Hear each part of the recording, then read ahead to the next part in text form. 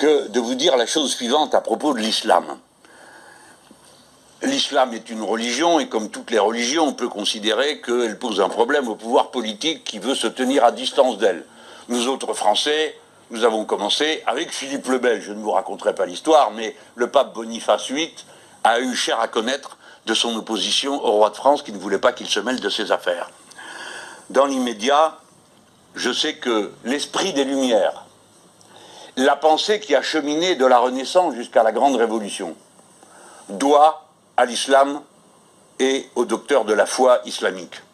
Je pense à Averroès, qui c'est pas son nom, c'est le nom qu'on a latinisé pour éviter d'avoir à citer un arabe dans nos sources.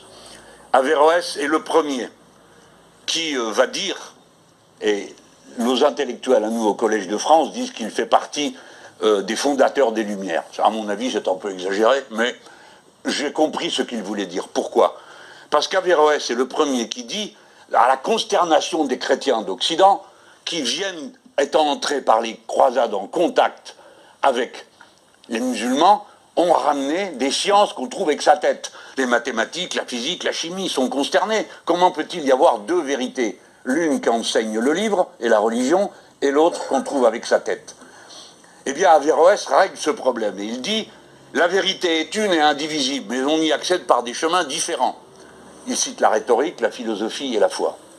Et Averroès, avec d'autres conséquences, étend son raisonnement. Au départ, il s'agit d'un jugement religieux, ça n'a rien de philosophique, qui va pénétrer, travailler toute la pensée naissante à partir de la Renaissance.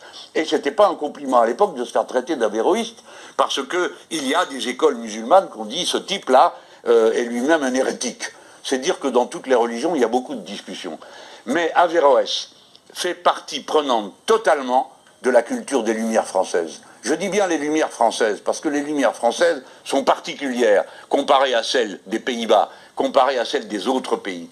Les Lumières françaises ont pu déboucher sur la loi de 1905, qui n'est pas un athéisme d'État. Eh bien, il faut que nous soyons capables, quand on entend tant d'horreur, d'être capables de reconnaître les liens idéologiques qui nous ont bâtis en tant qu'humanité, tels que nous sommes aujourd'hui, tous autant que nous sommes. Voilà pourquoi je ne dirais pas l'islam est incompatible avec la République, parce que si vous allez par ce chemin, bien des choses sont incompatibles avec la République.